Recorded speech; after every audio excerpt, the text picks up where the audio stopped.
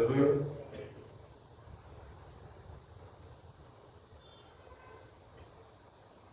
ప్రియదర్శకులు అందరికీ ప్రభు అయిన యేసుక్రీస్తు నామములో హృదయపూర్వకమైన సంతోషమును స్తోత్రం చెప్తామా. హల్లెలూయా. నమస్కారం. 2 తిమోతి 4:7 ఎంతమందికి తెలుసు వాక్యం? తీయకుండా చెప్తాం. 2 తిమోతి 4:7 తిమోతి రాసిన 2వ పత్రిక 4వ అధ్యాయం 7వ వాక్యం. చెప్పండి. ఏ సమాధుల తోట మీద పోయినా కూడా అక్కడ సమాధుల మీద కనిపిస్తుంటుంది వాక్యం. చెప్పండి. పోరా చెప్పింది మంచి పోరాటము పోరాడుతుంది. ఓకే, సరే. ఈరోజు మనం ఏ పోరాడుతున్నాం అని మనం ఒకసారి జాగ్రత్త చూసుకున్నాము. ఎందుకంటే మనందరము దేవుని ఎదురుగా ఒకరోజు నిలబడి లెక్క అప్పచెప్పే వారుగా మనం ఉంటున్నాం కనుక ఈ వాక్యం అయితే అందరికీ సుపరిచితమైనదే. ప్రతి ఒక్క క్రైస్తవుడికి తెలిసిన వాక్యం ఇది. ఏమన్నా అంటే స్టేటస్లో పెట్టుకుంటుంటారు, లేకపోతే అప్పుడప్పుడు మంచి పోరాడము అని అనుకుంటూ ఉంటారు. కానీ ఎటువంటి పోరాటము మనం ఆత్మీయ స్థితిలో పోరాడుతున్నాము అని కొన్ని మాటలు ఈ వాక్యం మీద ధ్యానాంశము చేసుకుందాం మనం. కాబట్టి చాలా మంది క్రైస్తవులు దేవుణ్ణి సొంత రక్షకుడిగా అంగీకరిస్తారు, కానీ వాళ్ళ ముగింపు ఎట్టి రీతిగా ముగించావు అనుకుంటున్నారో అని వాళ్ళు ఏమాత్రం శ్రద్ధ వహించారు. కాబట్టి యేసుప్రభుని సొంత రక్షకుడిగా అంగీకరించడం మంచిదే. దేవుడు నిన్ను ప్రేమించాడు, రక్షణని నువ్వు స్వీకరించి ఉన్నావు, ఆయన బిడ్డగా ఆయన చేర్చుకున్నాడు. కానీ ఇప్పుడు పోరాటంలో ఉంటున్నావు. ఎటువంటి పోరాటంలో ఉంటున్నావు? చాలా మంది ఈ రక్షణను పొందుకొని ఈ పోరాటంలో వాళ్ళు ఆగిపోతూ ఉంటారు. కాబట్టి many begin the Christian life but only few will finish it. కొందరే దాన్ని తుదపట్టిస్తారంటే పోరాటాన్ని. కాబట్టి పోరాడుతున్నాం, అందరం పోరాడుతున్నాం. కొంతమంది మనుషులతో పోరాడుతున్నారు, కొంతమంది దేవుని కష్టాల నుండి దురాత్మల సమూహంతోనే వాళ్ళు పోరాడుతున్నారు. కాబట్టి ప్రారంభించిన ఈ పోరాటము మనము తుదముట్టించాలి. అందుకనే భక్తుడైన పౌలు తిమోతి రాసిన పత్రిక అంటున్నాడు, నేను మంచి పోరాటము పోరాడాను, నా పరుగుని నేను కడముట్టించాను, నా విశ్వాసాన్ని నేను కాపాడుతున్నాను అంటున్నాడు. కాబట్టి ఇక్కడ కొన్ని విషయాలు మనం జ్ఞాపకం చేసుకుంటే, ఫస్ట్ది మంచి పోరాటం అంటున్నాడు, రెండోది నా పరుగును అంటున్నాడు, మూడోది నా విశ్వాసాన్ని అంటున్నాడు. కాబట్టి ఈ మూడింటి మీద మనము కొద్దిగా ధ్యానిస్తే కనుక we are saved, we are already saved by the grace through faith. మనము రక్షింపబడ్డాము కృప ద్వారానే, విశ్వాసం మూలంగానే మనము రక్షింపబడ్డాము. But we are called to serve, stand and finish strong.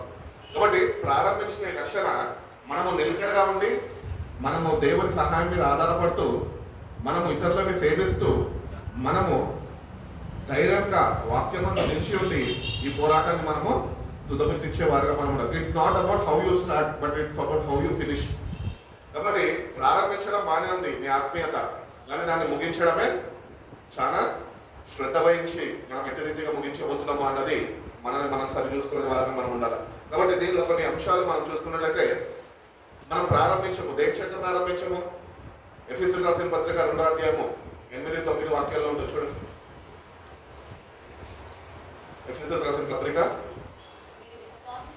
మీరు విశ్వాసము ద్వారా కృప చేతనే రక్షింపబడి ఉన్నారు, ఇది మీ వలన కలిగినది కాదు, దేవుని వరమే. కొరింథీయులకు రాసిన మొదటి పత్రిక 15వ అధ్యాయం 1-4 వాక్యాలు చూడు. 15వ అధ్యాయం. అమ్మా ఎక్కడ చదువుతున్నాం? 1 Corinthians chapter 15 verses 1-4. మరియు సహోదరులారా, నేను మీకు ప్రకటించిన సువార్తను మీకు తెలియపరచుచున్నాను, మీరు దాన్ని అంగీకరించితే, దాని అందరూ నిలిచి ఉన్నారు. మీ విశ్వాసము వ్యర్థమైతేనే కానీ నేను ఏ ఉపదేశ రూపముగా సువార్తను మీకు ప్రకటించుతున్నాను, ఆ ఉపదేశంను మీరు గట్టిగా పట్టుకొని ఉన్న ఎడల ఆ సువార్త వలననే మీరు రక్షణ పొందువారై ముందు. కాబట్టి ద బిగినింగ్ ఆఫ్ గ్రేస్, మనము కృప ద్వారానే రక్షింపబడ్డాము. కాబట్టి ఏ దినమైతే మనము యేసు ప్రభువుని సొంత రక్షకుడు అని అంగీకరించి బాప్తిజం పొందుకున్నామో, అక్కడ మనం ఒకటి గుర్తించాలి ఏంటంటే నేను కాబట్టి రక్షింపబడ్డాను కాదు, అక్కడ కృప ఉన్నది, దేవుడి కృప ఉంది కాబట్టి నువ్వు రక్షణలోనికి నడిపింపబడ్డావు, రక్షణని అంగీకరించినావు, స్వీకరించి ఉన్నావు. కాబట్టి దేవుని కృప ద్వారానే నువ్వు రక్షింపబడ్డావు అని మనము వాక్యంలో చదువుకున్నాం కదా ఎఫెసీయులకు రాసిన పత్రికలో. కాబట్టి పౌలు ద్వారా తెలియజేస్తున్నాడు, నేను ఏ మాటలైతే నేను మీకు ఇచ్చి ఉన్నానో ఆ మాటల్ని మీరు గట్టిగా పట్టుకోండి, దానిలో మీరు నిలిచి ఉండండి, దానిలో మీరు నడుచుకోండి, మీ విశ్వాసము వ్యర్థమైతేనే కానీ అంటున్నాడు. కాబట్టి మన విశ్వాసము వ్యర్థం కాకుండా ఉండాలి అంటే కనుక ప్రతిదినము మన వాక్యంలో స్థిరులై ఉండాలి, స్థిరపడాలి. ఒక్కసారికి స్థిరపడిపోలేము.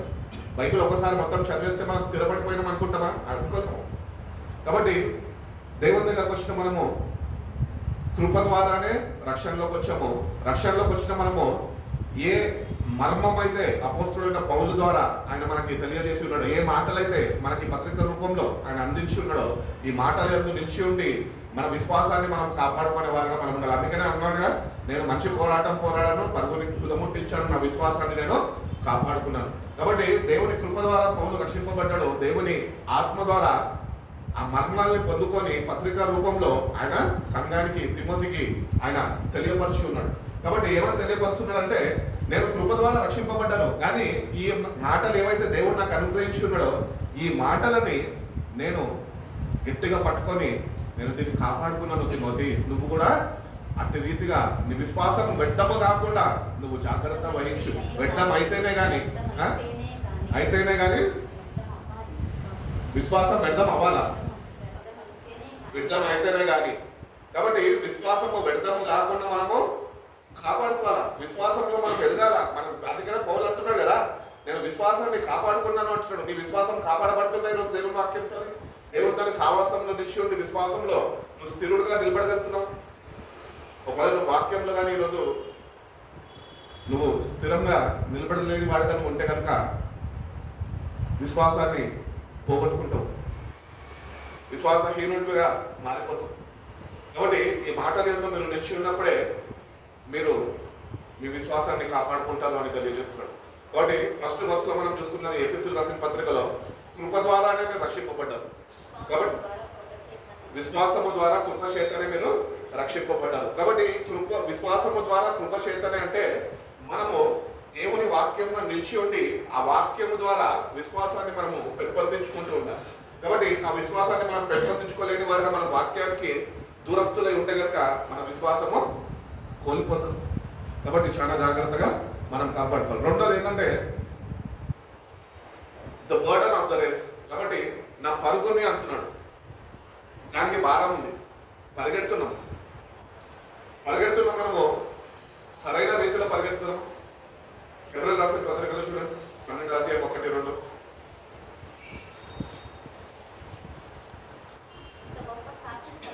ఇంత గొప్ప సాక్ష్య సమూహము మేఘము వలె మనల్ని ఆవరించి ఉండగా మనము కూడా ప్రతి భారమును సులువుగా చెట్టులు పెట్టు పాపమును విడిచిపెట్టి విశ్వాసానికి కర్తయు దాన్ని కొనసాగించువాడనైనా యేసు వైపు చూచుచు మన ఎదుట ఉంచబడిన పందెంలో ఓపికతో పరిగెత్తడం.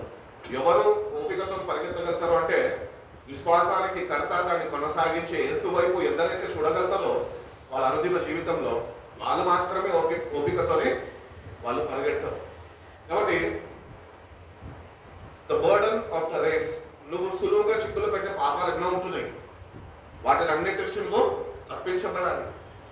దేవుని మీద సంపూర్ణ విశ్వాసం కలిగి ఉండి ఆత్మశక్తి ద్వారా ఆ సులువుగా చిక్కులు పెట్టే పాపం నుంచి నువ్వు పట్టబడకుండా నువ్వు వాక్యము చేత దేవుని కృపలో నువ్వు తప్పించబడితేనే నువ్వు ఈ పరుగుని ముందుకి ఓపికతో నువ్వు పరిగెట్టగలుగుతావు. పాపం చేస్తూ ఉంటే పాపంలోనే మనం అలసిపోతాము. మళ్ళీ అలసిపోయిన మనం పాపంలో మళ్ళీ లేసే శక్తి మనకు ఉండదు. అందుకనే ప్రతిదినము దేవుని యొక్క శక్తిని మనము పొందుకునేవారుగా అట్టి రీతిగా ఆయన మాటల ప్రకారము మనము నడుచుకునేవారుగా మనం ఉండాలి అంటున్నాడు. తిమోతి రాసిన 2వ పత్రిక చూడండి, 2 తిమోతి chapter 2 verse 3.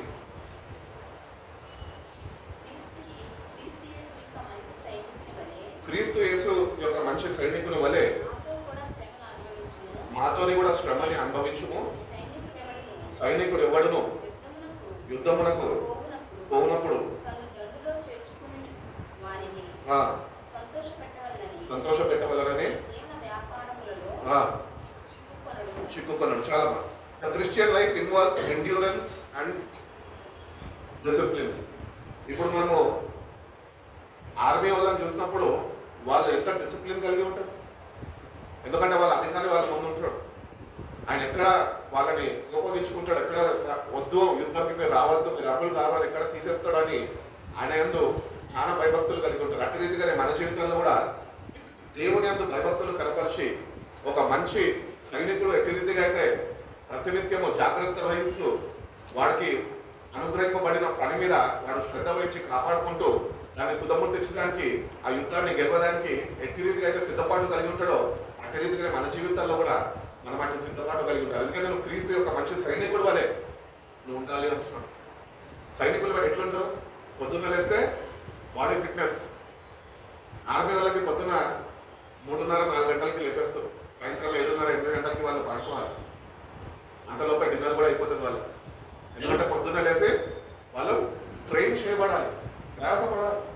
అప్పుడే వాళ్ళు రేపు యుద్ధంలో ధైర్యంగా నిలబడగలుగుతారు. అట్టి రీతిగానే మన ఆధ్యాత్మికమైన జీవితంలో ప్రతిదినము వాక్యము ఉండాలి. అట్టి రీతిగానే ప్రతిదినము ప్రార్థన సహాయము నీకు ఉండాలి. ప్రార్థన చేసుకునేవాడుగా ఉండాలి. పరిశుద్ధాత్మ సహాయముతోని నువ్వు ఒక మంచి సైనికుడిగా ఆత్మలో నువ్వు స్థిరపరచబడాలి. కాబట్టి ఈ పోరాటంలో ఎట్టి రీతిగా మనం పోరాడగలుగుతున్నాము. దేవుని యొక్క మంచి సైనికుడిగా మనము, క్రీస్తు యొక్క సైనికుడిగా మనము ధైర్యంగా అన్నింటినీ ఎదుర్కొంటూ వాక్య బలాన్ని కలిగి ఉంటూ అట్టి రీతిగానే విశ్వాసాన్ని కాపాడుకుంటూ అట్టి రీతిగానే పరిశుద్ధాత్మ శక్తిని పొందుకుంటూ మనము ఓపికతోని మనం పరిగెట్టగలుగుతున్నాము. వాళ్ళకు ఓపిక ఉంటుందండి, మిలిటరీ వాళ్ళకి ఓపిక ఉంటుంది. యుద్ధం వచ్చి వాతావరణంలో వాళ్ళు ఉన్నారనుకోండి, అక్కడ వాళ్ళు తిండి లేకుండా కూడా కొన్ని దినాలు వాళ్ళు గడిపేస్తారు. ఎందుకంటే ఆ క్రమశిక్షణ అటువంటిది. మరి వాక్యంలో ఎటువంటి క్రమశిక్షణ ఉంటుందో మనకి ఇప్పుడు? క్రమశిక్షణ అంటే డిసిప్లిన్. డిసిప్లిన్ ఉంటుందా? ప్రతిదినము దేవుని దగ్గరికి చేరుకొని దేవుని యొక్క వాక్యం చేత నీ విశ్వాసాన్ని పెంపొందించుకుంటున్నాము. అటు విశ్వాసంగా నువ్వు ఉంటున్నావు. అటు మంచి సైనికుడుగా నువ్వు రోజు వాక్యము చేత సిద్ధపరచబడుతున్నావు. ఒకవేళ సిద్ధపరచబడిపోతే కనుక నేటి నుంచన్నా దేవుని దగ్గరకు వచ్చిన మనము వాక్యంతో సరిపెట్టుకోవడం కాదు మన జీవితాలు, కానీ వాక్యానుసారంగా నా జీవితాన్ని నువ్వు మార్చేయ అటు మంచి సైనికుడుగా నేను కూడా సిద్ధపడే కృపను నాకు దయచేయను నువ్వు దేవుడిని అడగగలిగితే కనుక దేవుడు తప్పక సహాయం చేస్తా అంటున్నాడు. కాబట్టి ఎండ్యూరెన్స్ అంటే ఓపిక కావాలి. అట్టి రీతిగా నీకు క్రమశిక్షణ కావాలి.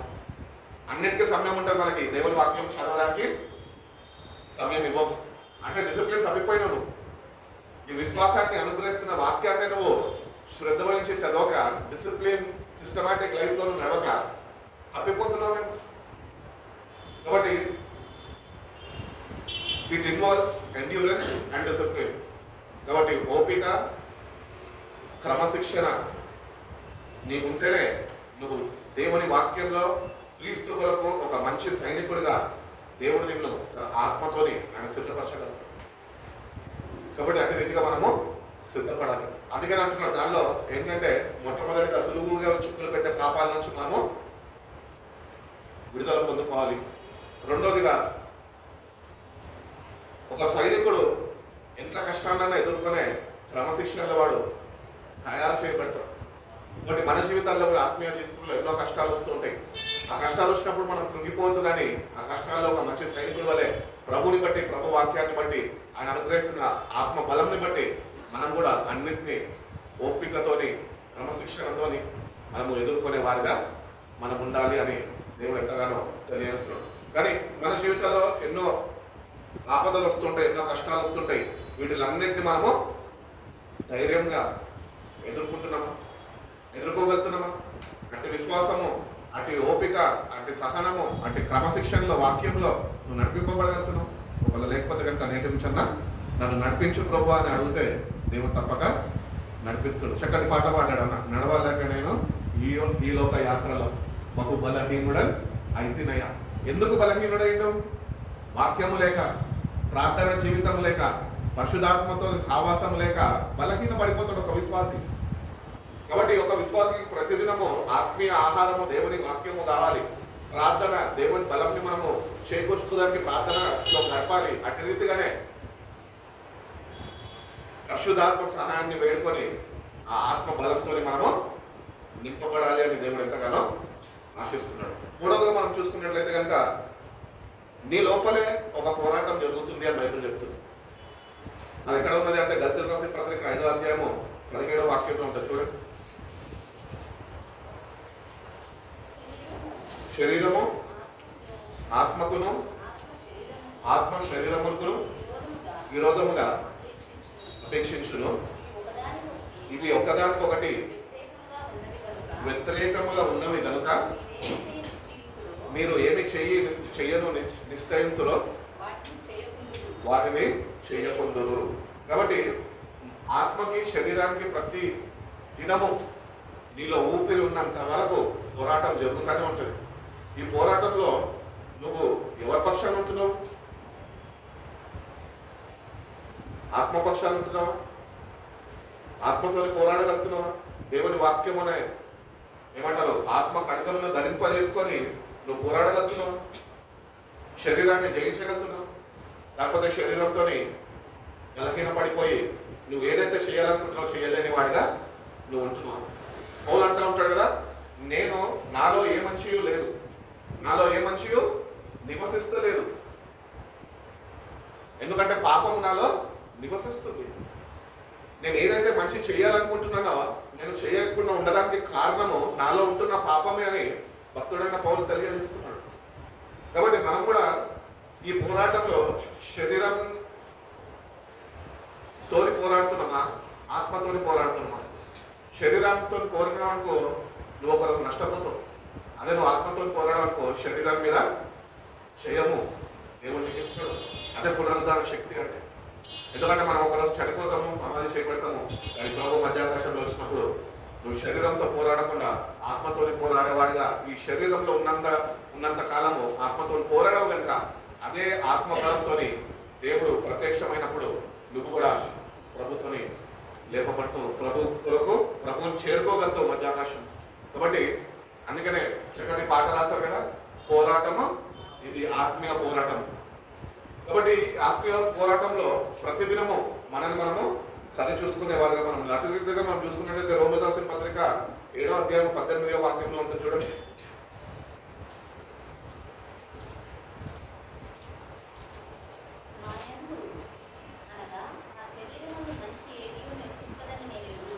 నా యందు ఈ శరీరమందు ఏ మంచియో నివసించదని నేను ఎరిగి ఉందును, మేలైనది చేయవలన కోరిక నాకు కలుగుచున్నది కానీ దాన్ని చేయుటకు నాకు కలుగట్లేదు. మరి ఆయననే అట్లా అంటున్నాడంటే, పరిశుద్ధుడైన పౌలే అటు రీతిగా అంటున్నాడంటే మనం ఏ పార్టీ వారు చేయగలుగుతున్నాం? మనం ఏ మంచి అయినా చేయాలనుకుంటాం కానీ చేయలేకపోతే ఉంటున్నాం. ఎందుకు కారణం అంటే ఆత్మబలం లేక, ఆత్మపక్షాల నుండి పోరాడక మంచి చేయలేని వారుగా మనము ఉంటున్నాం. మనము మంచి చేయాలనుకుంటాం, దేనికని మన శరీరంతో మనం మంచి చేయాలనుకుంటాం. నేను కాబట్టి ఇచ్చాను అనుకుంటాం. అది మంచి చేయడం కాదు. దేవుడు అంటున్నాడు కదా యెషయా గ్రంథంలో, మీ మంచి క్రియలు నా దృష్టిలో మురికి గుడ్డల వల్లే ఉంటున్నాయి. నువ్వు మంచి దేనితో చేయాలి తెలుసా? ఆత్మపక్షా నుండి ఆత్మబలంతో నువ్వు మంచి చేసేవాడిగా ఉండాలి. అందుకనే భక్తుడు అంటూ ఉంటాడు కదా, శక్తి చేత కాదు, బలము చేత కాదు, కేవలము నీ ఆత్మ ద్వారానే మనము ఈ పోరాటాన్ని మనము గెలవగలుగుతాము. ఈ శరీరం మీద ఒకరోజు జయాన్ని మనం పొందుకోగలుగుతాం. కాబట్టి ఆత్మతోని పోరాడే వారుగా మనము ఉండాలి. ప్రతిదినము ఈ శరీరము ఆత్మ మధ్యలో పోరాటం జరుగుతుంది. ఈ పోరాటంలో నువ్వు శరీరం పక్షాలు ఉంటే కనుక నువ్వు శరీరానికి గెలిపిస్తూ ఆత్మ నీకు దూరం అయిపోతుంది. ఈ ఆత్మపక్షాల నుండి నువ్వు పోరాడితే కనుక నువ్వు శరీరాన్ని నువ్వు లొంగ తీసుకోగలుగుతావు. దాన్ని నువ్వు నీ కంట్రోల్లో, దేవుడు నీ కంట్రోల్లో దాన్ని ఉంచుతాడు. సులువుగా చిక్కులపైతే పాపాలు చేయకుండా దేవుడు ఆత్మ నీకు సహాయపడుతూ ఉంటుంది. నాలుగోదిగా మనం చూసుకున్నట్లయితే కనుక you have to build faithfulness. నమ్మకముగా నువ్వు ప్రారంభించిన ఈ పరుగు పందాన్ని నువ్వు తుదముట్టించాలి అని దేవుడు ఎంతగానో ఆశిస్తున్నాడు. Building of faithfulness. కొరింథీయులకు రాసిన మొదటి పత్రిక 15వ అధ్యాయము 58వ వాక్యంలో ఉంటుంది కదా. ఇది కూడా అందరికి వచ్చిన వాక్యం. ఇది ప్రభునందు మీ ప్రయాస వ్యర్థం కాదా నా ప్రియ సహోదరులారా, ప్రయాసము ప్రభువునందు వ్యర్థము కాదని ఎరిగి స్థిరులను కదలిన వారును ప్రభు కార్యాభివృద్ధి అందు ఎప్పటికీ ఆసక్తులై ఉండు. కాబట్టి మనము దేవుని దగ్గరకు వచ్చినాము. దేవుడు వాక్యంలో చెప్తున్నాడు, ప్రభువునందు అంటే ప్రభు పని మీద నువ్వు ఉంటే నీ ప్రయాస వ్యర్థం కాదు. నీ పనిలో నువ్వు ఉన్నావు అనుకో వ్యర్థమైపోతుంది. కాబట్టి ప్రభు కొరకు నువ్వు ఈ భూమి మీద ఏర్పరచబడ్డావు. ప్రభు కొరకు జీవించేవాడిగా ఉంటున్నావు. నీలో ఉంటున్న పాపాన్ని విడిచిపెట్టి ఆయనలో ఉంటున్న పరిశుద్ధతని పొందుకునేవాడిగా దేవుడు నిన్ను ఏర్పరచుకున్నాడు. ఏ పరిశుద్ధత లేని మనని పరిశుద్ధులుగా తన రాజ్యంలో చేర్చుకునేదానికి ఆయన పాపిగా మన స్థానంలో ఆయన పాపిగా మార్చబడి ఆయనలో ఉంటున్న పరిశుద్ధత ఈరోజు దేవుని బిడ్డలపైన మనకి ఆయన ఇచ్చి ఉన్నాడు. కాబట్టి ఆయన ఇచ్చి ఉంటుండగా నువ్వు ఎంత నమ్మకంగా దాన్ని కొనసాగిస్తున్నావు? ప్రతిదినము వాక్యాన్ని పొందుకుంటూ వాక్య బలంలో వాక్యంలో ఎదుగుతూ ప్రతిదినము వాక్యమును విశ్వసిస్తూ అటు రీతిగా ప్రార్థనలో గడుపుతూ అటు రీతిగానే ప్రార్థిస్తుండగా ఆత్మబలంతో నింపబడుతూ నువ్వు వెళ్తున్నావా? అటు రీతిగా వెళ్తేనే ప్రభునందు నీ ప్రయాస పెట్టడం కాదు. ఒకరు నీ సొంత భక్తి మీద నీ సొంత ఆలోచన మీద నీకు ఇష్టం వచ్చినట్టు నువ్వు కానీ భక్తి చేస్తుంటే కనుక అది ఒకరోజు వ్యర్థమైపోతుంది. జాగ్రత్త. అందుకని అంటున్నాడు, ప్రియులారా సహోదరులారా ప్రభునందు మీ ప్రయాస వ్యర్థం కాదు. ప్రభువులో ఉంటేనే వ్యర్థం కాకుండా ఉంటాం. మనం లోకంలో ఉన్నామనుకో వ్యర్థమైపోతాం. నామకార్థ క్రైస్తవులు ఉంటే మనం పడిన ప్రయాస అంతా వ్యర్థమైపోతుంది అని తెలియజేస్తాడు. కాబట్టి ప్రభులో ఉండడం అంటే ప్రతిదినము వాక్యములో జీవించడం, ప్రతిదినము వాక్యం కలిగి జీవించడం, వాక్యాన్ని బట్టి విశ్వాసము కలిగి జీవించడం, ఓపిక సహనము ఆయన నేర్పిస్తుండగా అవి రెండు మనము ధరింపజేసుకొని దేవుని దగ్గర నుంచి పొందుకొని మనము మంచి పోరాటము పోరాడేవారుగా మనం ఉండాలి అని దేవుడు తెలియజేస్తున్నాం. అదే గల్తీయులకు రాసిన పత్రిక 6వ అధ్యాయం 9వ వాక్యంలో ఒక మాట ఉంటుంది చూడండి.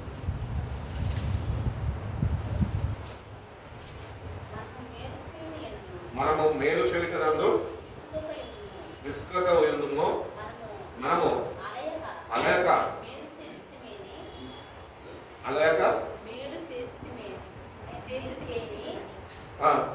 చేసిమని తగిన కాలమందు పంట కోతుము. కాబట్టి మన జీవితాల్లో ఒకటి మనం గుర్తించాం ఏంటి అంటే faithfulness is required to finish well. నువ్వు మంచిగా నీ పరుగుని నువ్వు తుదముట్టించాలి అంటే నువ్వు నమ్మకముగా దేవునిలో ఉండి దేవుని వాక్య ప్రకారం నడుచుకుంటేనే, నమ్మకత్వాన్ని కనపరిస్తేనే, నమ్మకంగా నువ్వు వాక్యాన్ని చదివి ఆత్మబలంతో నడిపింపబడితేనే నువ్వు ఈ పందాన్ని నువ్వు ముగించగలుగుతావు అని ఆయన తెలియపరుస్తున్నాడు. కాబట్టి నిజంగా మనం నమ్మదగిన వారం కాదు ప్రభు చెప్పాడు. కానీ ఆయన ఒకటే మనకు జ్ఞాపకం చేస్తున్నాడు, మీరు నమ్మదగిన వారు కానప్పటికీ నేనైతే నమ్మదగిన వాడును. కాబట్టి నేటి నుంచి నమ్మకంగా నీకు అప్పగించిన పని చేయి. నీకు అప్పగించిన పని ఒకటే, నేను వెళ్ళి ఉద్యోగం చేయమనలేదు, నేను వెళ్ళి ఇక్కడ ఇది చేయమనలేదు. నీ ఆత్మరక్షణ కోసము నువ్వు నమ్మకంగా ప్రతిదినము వాక్యాన్ని చదివి ప్రార్థన చేస్తూ ఆత్మతో నింపబడుతూ నువ్వు దీన్ని గుర్తించాలి అని ఆయన ఎంతగానో తెలియపరుస్తున్నాడు. అటు రీతిగానే మనం చూసుకున్నట్లయితే ఎండ్యూరెన్స్ కావాలి మనకి. ఎండ్యూరెన్స్ అంటే ఓపికతో మనము దేవుళ్ళలో గడిపే వారంగా మనం ఉండాలి. ఈరోజు ఓపిక ఉంటలే, గంటసేపు ప్రార్థన పెడితే గంటసేపు ఎప్పుడైతుందో వెనకకి తిరిగి చూసేటోళ్ళు లేకపోలేదు. మరి వాక్యం వినడానికి ఓపిక లేకపోతే నువ్వు దేవుని పని ఓపికతో ఎట్లా చేయలేవు. కాబట్టి ఓపికని దేవుని దగ్గర నుంచి మనం పొందుకోవాలి. ఓపిక శక్తిని నాకు దయచేయ ప్రభా, ఓపికని నాకు దయచేయ ప్రభా. నీ అందునైనా మీరు ఎట్టి రీతిగా మాదిరి ఉంచారో, ఎట్టి రీతిగా మమ్మల్ని మీరు ఓర్చుకున్నారో, మమ్మల్ని మీరు సహించారో, భరించారో, అట్టి రీతిగా ఈ లోకంలో ఈ ప్రయాణంలో ప్రభా ఈ యాత్రలో నేను కూడా అటు ఓపిక సహనాన్ని పొందుకొని నేను కూడా ముందుకి నడుచుకొని కృపను నాకు దయచేయని దేవుని మనం అడగలిగితే దేవుడు తప్పక మనకి సహాయం చేస్తారు. తిమోతి రాసిన 2వ పత్రిక 2వ అధ్యాయము 12వ వాక్యం చూడండి. 2 తిమోతి chapter 2 verse 12. సహించిన వారమైతే ఆయనతో కూడా ఎలుదుము, ఆయనను చాలమ్మా. సహించిన వారైతే మీరు ఆయనతో కూడా ఏలుతారట. కాబట్టి ఈ లోకంలో జీవిస్తున్న కొద్ది కాలము వాక్యానుసారంగా జీవించాలంటే చాలా సహనము కావాలి మనకి. ఓపిక కావాలి. ఒకవేళ నువ్వు ఆయనతోనే నువ్వు జీవించగలితే తప్పక ఈ లోకంలో జీవిస్తున్న మనము ఆయన అనగా వాక్యంని కలిగి జీవించగలితే నువ్వు ఆయనతో కూడా ఏలేవాడుగా నిన్ను ఆయన చేరదీసుకుంటాడు. నువ్వు ఇక్కడే ఈ లోకంలోనే నువ్వు వాక్యాన్ని దూరస్తుడై ఉండి నువ్వు ప్రభుని చేరుకొని ప్రభుత్వం ఏలాలి అనుకుంటే కనుక నువ్వు ఏలలేవు. అందుకని అంటున్నాడు, here is the trustworthy saying, if we die with him will also live with him. ఇంకొక బైబిల్ అంటున్నాడు, if we die with him. ఈ లోకంలో పౌలు అంటాడు కదా, నేను ఈ లోకానికి సిలువైపడ్డాను అంటాడు. కాబట్టి యూ హ్యావ్ టు డై. నీ శరీరము ప్రతిదినము ఈ లోకంలో చనిపోవాలా, క్రీస్తు కొరకు నువ్వు బ్రతకాలి అని అంటున్నాడు. నువ్వు అట్టి రీతిగా బ్రతకగలితేనే నువ్వు రేపటి దినాన ఆయనతో ఏలేవాడిగా ఆయన నిన్ను రాజ్యంలోనికి చేర్చుకుంటాను అని తెలియజేస్తున్నాడు. అదేవిధంగా మనం చూసుకున్నట్లయితే యాకోబు రాసిన పత్రిక 1వ అధ్యాయం 12వ వాక్యం అంటారు కదా,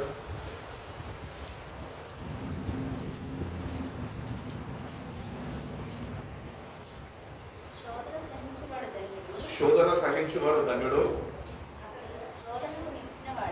అతడు శోధనకు నిలిచిన వాడై ప్రభు తనను ప్రేమించు వారికి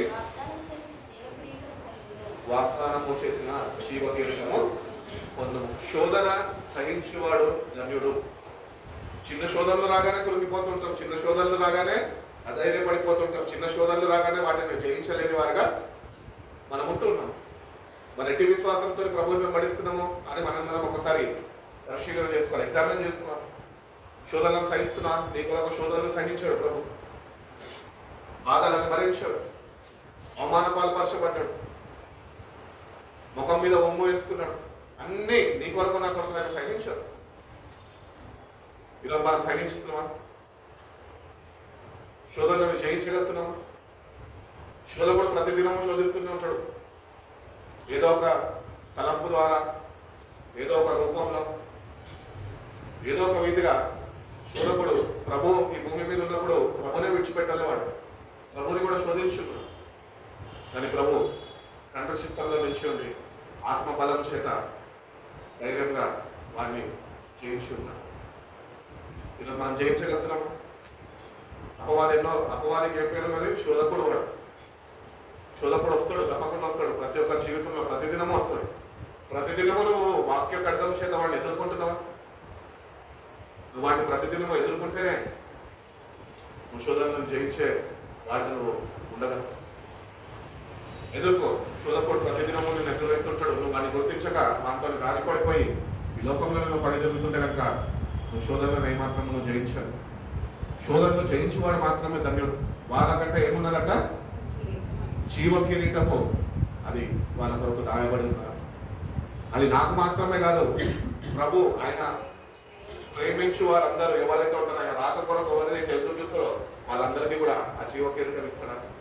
కాబట్టి మంచి సైనికుడిగా ప్రభు రాబోతుండగా ప్రభు కొరకు కనిపెట్టుకొని శోధనలు జయించేవాడుగా ఆత్మఫలంను, వాక్య ఖడ్గంను నువ్వు కలిగి ఉంటేనే జీవ కిరీటం అనేది దేవుడు నీకు ఇస్తాను అని దేవుడు తెలియజేస్తున్నాడు. ఆ రోజుగా మనం చూసుకున్నట్లయితే కనుక the behaviour of the finisher. కాబట్టి పౌలు చెప్పిన రీతిగా నేను మంచి పోరాడను, నా పరుగుని నేను కడగొట్టించాను, ఆ విశ్వాసాన్ని నేను కాపాడుకున్నాను. కాబట్టి వీళ్ళకి ఏ లక్షణాలు ఉంటాయంటే వాక్య ప్రకారం చూసుకున్నట్లయితే ఫిలిప్పీయులకు రాసిన పత్రిక 3వ అధ్యాయం 13-14 వాక్యాలు చూడండి.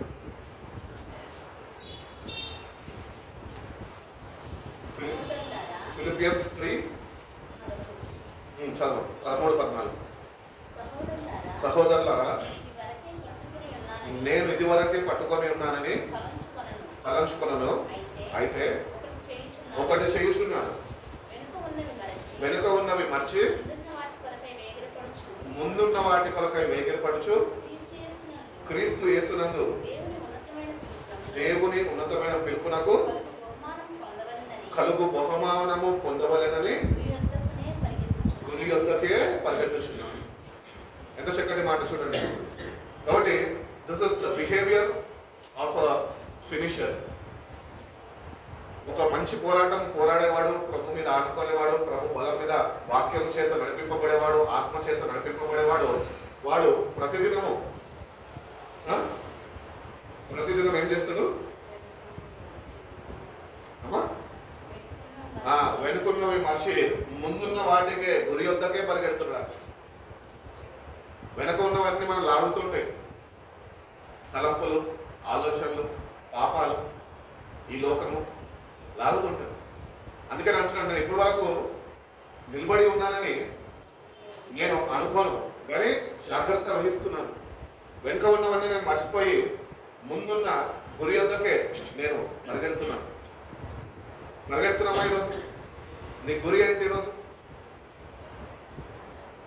ప్రతిదినము దేవతల్ని సావాసం లేక పరలోక రాజ్యము ప్రభునేనా గురి అని చెప్పలేము. మనం ప్రభులో ఎదగగలితేనే చెప్పగలుగుతాం. ప్రతిదినము వాక్య సావాసంలో నిలిచి ఉండగలితేనే నువ్వు గురి వద్దకు పరిగెడుతున్నట్టు. ఒక దినము నువ్వు వాక్యం చదవకుండా బైబిల్ని మోసపెట్టేసరికి గురి తప్పిపోతావు, పక్కదారిలోకి వెళ్ళిపోతావు. అందుకని దావీదు కూడా అంటాడు కదా, నీ వాక్యము నా పాదములకు దీపమైన త్రోవకు వెలుగై ఉన్నది. ప్రతిదినము వాక్యము మనం కలిగి ఉంటేనే గురి వద్దకు మనము పరిగెట్టే వారుగా మనం ఉండగలుగుతాం. ఇదొక వాక్యం అనేది మనకు ఒక ఏమంటారు కంపల్సరీ, దేవుని వద్దకు నడిపించేది. ఏమంటారు తెలుగులో? దిక్సూచి. ప్రతిదినము నేను దేవుని వాక్యంతో నిన్ను బలపరుస్తూ నువ్వు ఈ పోరాటంలో ఎట్టి రీతిగా పరిగెట్టాలో ప్రతిదినము వాక్యం చేత దేవుడు ఆత్మ బలము చేత నిన్ను పోషించి గురి వద్దకు నిన్ను ఆయన నడిపిస్తాడు, లేకపోతే సిద్ధపరుస్తాడు.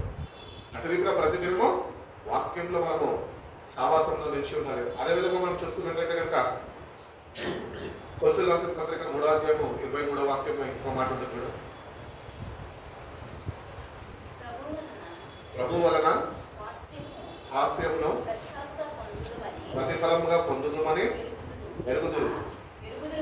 ఎరుగుదురు కనుక మీరు ఏమి చేసినను అది మనుషుల నిమిత్తము కాక ప్రభువు నిమిత్తమని మనస్ఫూర్తిగా చేయుడి.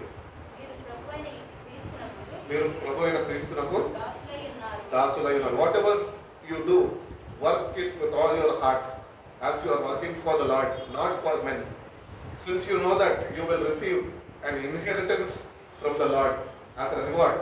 It is the Lord Jesus Christ you are serving. నువ్వు మనుషులకి సేవిస్తున్నప్పుడు నువ్వు ఒకటి గుర్తించాలి, ఏంటి అంటే నేను కాబట్టి సేవిస్తున్నా మనుషులకే అనుకోవద్దు. మనం మనుషులకు సేవిస్తున్నప్పుడు మనం దేవుణ్ణి సేవించేవారుగా మనం ఉంటున్నాం. జీవరత్నం అంకుల్ విషయంలో నాకు చాలాసార్లు చిరాకేస్తూ ఉంటుంది, మళ్ళీ వాక్యం జ్ఞాపకం వస్తూ ఉంటుంది. నేను జీవరత్నం అంకుల్కి చేస్తాను కానీ నా ప్రభు కొరకు చేస్తున్నాను. ఒకటి మనం మనుషులకు సహాయపడుతున్నామా, లేకపోతే మనుషులను ఆదుకుంటున్నామా, వాళ్ళకి జాగ్రత్త వహించి వాళ్ళని కాపాడుకుంటున్నామా అంటే అది దేవుడు మనకి అప్పగించిన బాధ్యత. అందుకనే ప్రభు కూడా ఇక్కడ భూమి మీద ఉన్నప్పుడు అన్నాడు కదా, నిన్ను వల్ల నీ పొరుగు వారిని నువ్వు ప్రేమించు. ఈరోజు నేను జీవరత్నం అంకుల్కి చేస్తున్నా అంటే నాలో గొప్ప ఏం లేదు, నాకు ఒకటి విశ్వాసం ఏంటి అంటే నేను మనుషులకు చేస్తే లేదు, దేవుడు ప్రేమ నాలో ఉంది కనుక నేను ఆయన చేస్తున్నాను. తప్పక దీని బహుమానం నేను దేవుని దగ్గర నుంచి ఒకరోజు పొందుకుంటాను. కాబట్టి ఎవరికైనా ఏమైనా మేలు చేస్తున్నప్పుడు, సహాయం చేస్తున్నప్పుడు నేను కాబట్టి సహాయం చేసినా నేను మంచివాడిని అని అనుకోద్దు ఎప్పుడు. ఆ మంచి దేవుడు నీలో మంచి ఉంచి ప్రేరేపించాడు కనుకనే నువ్వు చేయగలుగుతావు. అందుకని అంటున్నాడు, మనుషులకు చేస్తే అది మీరు నాకు చేసినట్టు. ప్రతి ప్రభుని మనము ప్రతిదినము మనం సేవించగలుగుతున్నాం, అటు రీతిగా సహాయపడగలుగుతున్నాం. ఒకవేళ లేకపోతే కనుక నేటి నుంచి మనము పొందుకున్న రక్షణలో ఎట్టి రీతిగా మనం ముందుకు కొనసాగింపబడుతున్నాము. ఇవన్నీ అలవర్చుకుంటున్నామా, వాక్యంలో నుంచి అలవాటు చేసుకోగలుగుతున్నాము. ఈ లోకంలో అలవాటులు అయితే ఒట్టిగా అంటుకుంటాయి. వాక్యంలో ప్రకారము మనము అలవరుచుకొని అవన్నీ మనము అట్టి రీతిగా అలంకరింపబడి మనం జీవించాలంటే చాలా కష్టం. ఒకటి వాక్యాన్ని ప్రతిదినము నువ్వు ప్రేమించగలిగితే దేవుడు వాక్యానుసారమైన జీవితం నీకు ఇస్తాడు. ఒక కనువిప్పు వాక్యం అందు నీకు దయచేస్తాడు. బిడ్డ చేయుచున్నది నువ్వు మనుషులకు కాదురా బాబు, నువ్వు చేయుచున్నది నాకు అని చెప్పి ఒక ప్రోత్సాహాన్ని నీకు పుట్టిస్తాడు. నువ్వు చేసిన దానికి తప్పక నేను నీకు ప్రతిఫలం ఇస్తా అని అట్టి ఓపిక, సహనము, శక్తి, ధైర్యాన్ని దేవుడు నీకు అనుగ్రహిస్తాడు. కాబట్టి మనం మనుషులకు సహాయం చేస్తున్నప్పుడు దేవుడికి చేస్తున్నామని మనము మర్చిపోతాం. కాబట్టి వెనుకున్నవి మర్చిపోవాలా, ముందున్న మనకు ఇవ్వబోతున్న బహుమానం గురించి మనము వేగిరపడాలా. అటు రీతిగానే నమ్మకంగా ప్రభుకి జీవించినంత కాలము నమ్మకంగా ప్రభుని సేవించే వారిగా ఉంటుందా. అటు రీతిగానే గురి యొద్దకు అనగా హెబ్రీయులకు రాసిన పత్రిక 12లో అంటున్నాడు కదా, విశ్వాసానికి కరెక్ట్ దాన్ని కొనసాగించే యేసు వైపు చూచూనే మనం పరిగెట్టాలి. ఈ 3 చేయగలుగుతున్నాం, ఈ 4 చేయగలుగుతున్నాం ప్రతిదినం చేయలేని వారుగా మనం ఉంచాం. మన ఆత్మీయ రక్షణ విషయంలో ప్రతిదినము ఒక విశ్వాసి శ్రద్ధ వహించాలి. దేవుడు శ్రద్ధ వహిస్తుండు ప్రతినిత్యము. కనురెప్పవలే ఎక్కడ నువ్వు నాశనం అయిపోతావు, ఎక్కడ నాశనానికి వెళ్ళిపోతావు అని కనురెప్పవలే ప్రతిదినము కాపాడుతున్నాడు. ఆత్మరక్షణ నీకు ఇచ్చి ఉన్నాడు. మరి ఆత్మరక్షణలో నువ్వు శ్రద్ధ వహించి ప్రతిదినము ఇటు రీతిగా వెనుకల్లో మర్చిపోయి ముందుగా వాటి వరకు దేవుణ్ణి చూస్తూ ఇతరులకి దేవుని ప్రేమని కనపరుస్తూ ఇతరులని సేవిస్తూ క్రీస్తు మీదని గురిని ఉంచి నువ్వు పరిగెట్టగలుగుతున్నావు ప్రతిదినం. ఎన్నో ఆలోచనలు లోకంలో. రేపటి దినమా 30వ తారీఖు శాలరీ వస్తుంది, నెక్స్ట్ ఏం చేయాలి ప్లాన్స్ వేసుకుంటుంటాం. ఈ లోక తలంపులు లోకపు ప్లాన్స్ అన్నీ ఉంటే నువ్వు ప్రభు పనులు నువ్వు ఏమాత్రమో ముందుకి కొనసాగింపబడలేవు. ఒకటొకటి గుర్తుంచుకుందాం. మనం ఏంటి అంటే వెనుకున్నాం మర్చిపోవాలా, ముందున్న బహుమానం కొరకు మనం పరిగెట్టాలా, నమ్మకంగా జీవించినంత కాలము ప్రభుని సేవించాలా. అటు రీతిగానే జీవించిన కొద్ది కాలము ఈ లోకపు ఆశల వైపు ఆకర్షింపబడడం కాదు, కానీ నీ కొరకు నా కొరకు ప్రాణం పెట్టిన యేసు వైపు నువ్వు చూసేవాడిగా ఉంటేనే నువ్వు ఈ పరుగుని నువ్వు ముట్టించగలదు. 7వదిగా మనం చూస్తున్నట్లయితే ఆఖరిగా ఇవన్నీ స్టెప్ బై స్టెప్ చేసుకుంటూ వస్తే ఈ ప్రాసెస్ అంతట్లో ఒక విశ్వాసం నడిపింపబడినాక ఒక దగ్గర విశ్వాసం వచ్చి ఆగుతాడు. అది ఎక్కడ అంటే ద బీమా ఆఫ్ క్రైస్ట్, తీర్పు, దేవుని తీర్పు దగ్గర ఒక విశ్వాసి ఆగుతాడు. అది ఎక్కడ ఉన్నది అంటే కొరింథీయులకు రాసిన 2వ పత్రిక 5వ అధ్యాయం 10వ వాక్యంలో ఉంటుంది చూడండి.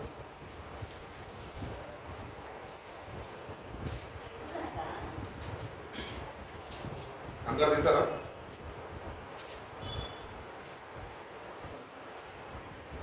సెకండ్ కొరింథియన్స్ 5:10 చదవండి. ఎందుకనగా తాను జరిగించిన క్రియలు చొప్పున అవి మంచివైనను సరే చెడ్డవైనను సరే దేహముతో జరిగించిన వాటి ఫలము ప్రతి వాడును పొందినట్లు మనమందరము క్రీస్తు న్యాయపీఠము ఎదుట ప్రత్యక్షము కావాలని కాబట్టి we have to all stand in front of the judgement seat. ప్రభు దగ్గర ఆయన తీర్పు, ఆ బీమా ఆఫ్ క్రైస్ట్ అని ఆ తీర్పు ఉంటుంది.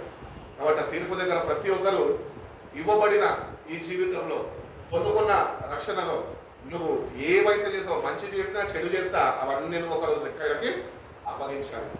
నువ్వు ఇప్పుడు చదువుకున్న వాక్యము రెఫరెన్సులు మనం ధ్యానించిన ప్రకారము కానీ మనము వాటి ప్రకారము జీవించగలితే రేపు దేవుడు మనల్ని అడగబోతున్నా కనుక అప్పుడు దేవుడి దగ్గర నుంచి మనం ప్రత్యుత్తరం పొందుకోగలుగుతాం. ఏమనంటే బలా నమ్మకమైన మంచి దాసుడా అని ఆయన దగ్గర నుంచి మనం పొందుకోవాలి.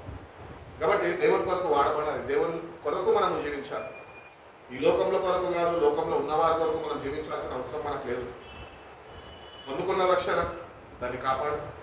ఎందుకంటే రక్షణ పొందుకున్నవారు కాపాడుకున్నవారు రేపు దేవుని ఎదుట నిలబడతారు.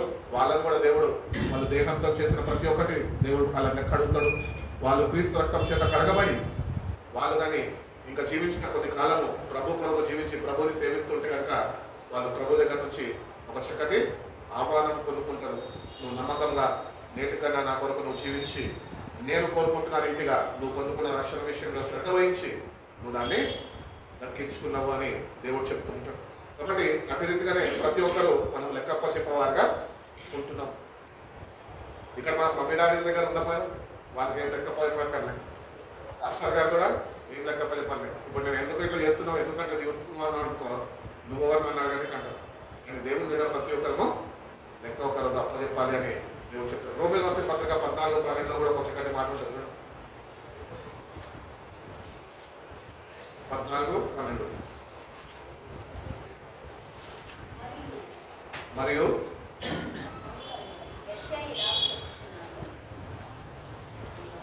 14వ అధ్యాయము 12వ వాక్యము. రెఫరెన్స్ సరిగ్గా వినండి, సరిగ్గా చదవండి. ప్రతి 4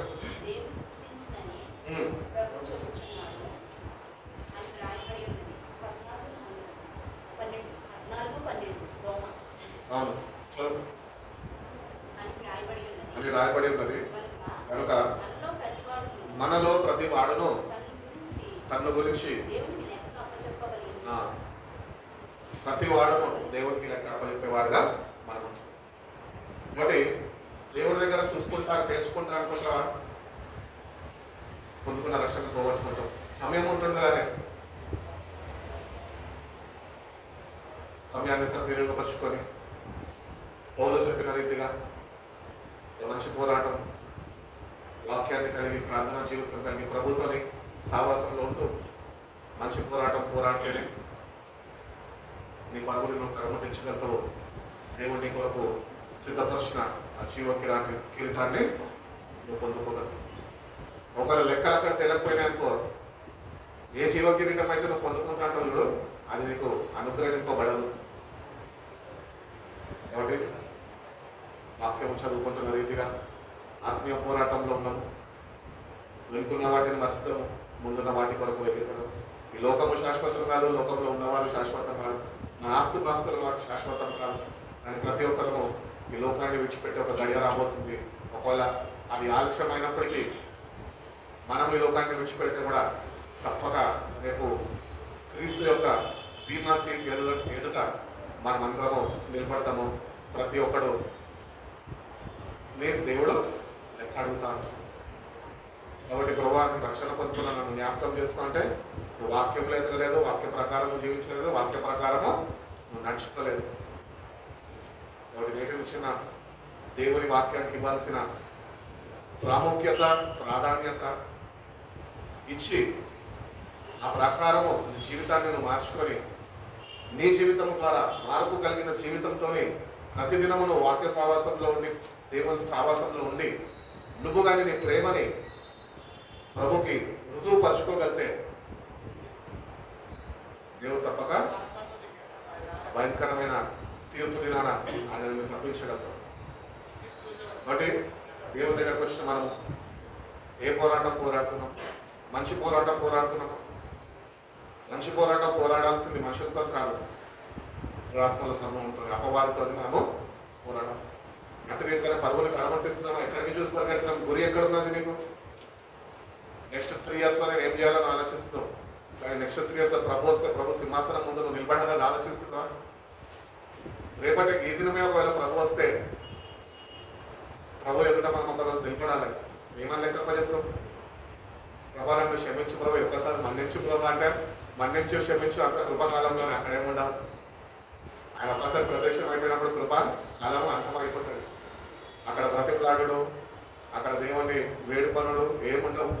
సమయం ఉన్నప్పుడే సమయాన్ని మనం సద్వినియోగపరుచుకొని ఆయన త్వరగా రాబోతుండగా ఒకరోజు మనందరము ఆయనకి లెక్క చెప్పే వారిగా మనం ఉంటుండగా మన జీవితాన్ని మనం వాక్యం అనే అర్థంలో సరిదిద్దుకొని అపోస్తలుడైన పౌలు సాక్ష్యం ఇచ్చిన రీతిగా నువ్వు కూడా ఒక సాక్ష్యాన్ని పొందుకోగలితేనే, అట్టి సాక్ష్యాన్ని నువ్వు కలిగి జీవించగలితేనే నీ కొరకు సిద్ధపరచబడిన జీవ కిరీటము ఆయన కొరకు ఎదురు చూస్తుందో కనుక అది తప్పక ప్రభు నీకు ఆ దినమున అది నీకు ఇస్తాడంట.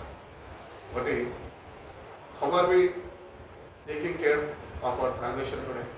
పొందుకున్న రక్షణని ఏ రీతిగా కాపాడుకుంటున్నాము? ఒక 7 విషయాలు మనం చూసుకున్నాం ఎట్టి రీతిగా మనం ఉండాలి.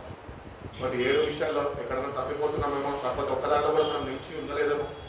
నేటి నుంచి అన్న పొందుకున్న రక్షణని నిర్లక్ష్యం చేయక ప్రతి ఉదయకాలం వాక్యం చేత పోషింపబడు, ప్రతి ఉదయకాలం ప్రార్థనలు కానీ ప్రభుత్వం సంభాషించు.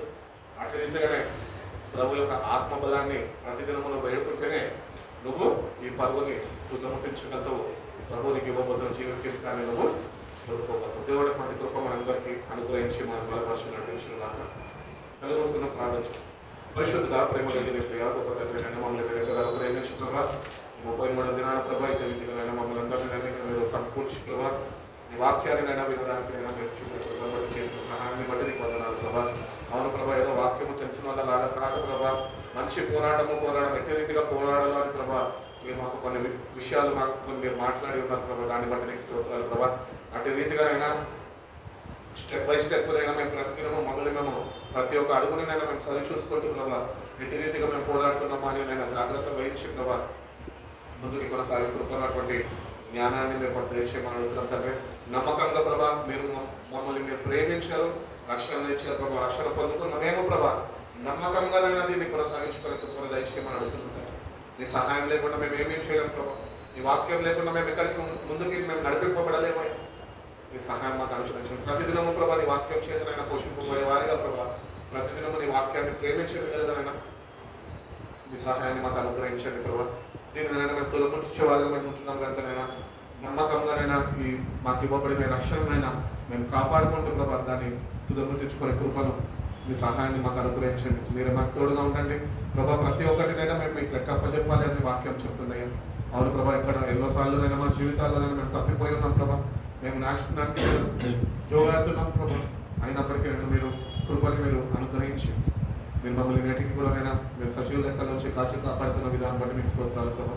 నేటికన్నా ప్రభా మీ వాక్యాన్ని చదివి ప్రభా మా జీవితాన్ని మేము సరిచూసుకొని మంచి పోరాడి ప్రభా బలా నమ్మకమైన మంచి దాసుడా అని నీ యొద్ద నుంచి మేము చూపింపబడే కృపను మా ప్రతి ఒక్కరికి మీరు దయచేయండి. నిన్న వాక్యాన్ని మీరు ఫలింపజేయండి. బిడ్డలైనా వచ్చి ఉన్నారు, ప్రతి ఒక్క బిడ్డలైనా మీరు దీవించండి, ఆశ్రయించండి. వాళ్ళు చేస్తున్న పనుల్లోనైనా బిడ్డలు మీరు తోడుగా పొందుకున్న రక్షణ విషయంలో కూడా శ్రద్ధ వహించి కాపాడుకొని ప్రభా నీ ఎదుటైన ధైర్యంగా నిలబడేలాగా ప్రభా ప్రతి ఒక్క బిడ్డలైనా మీరే తీర్చి ఈవెన్ మీరు మాతో నుంచి నిశ్చితంగా మరొకసారి కలుసుకొని నా స్థుతించుకునే భాగ్యము ప్రతి ఒక్కరికి మీరు దయచేస్తున్నాం. మీ వాక్యాన్ని మీరు కానీ ఫలింపజేయమని ఏసరి పరిశుద్ధ నామంలో ఈ ప్రార్థనకి వెళ్ళించిన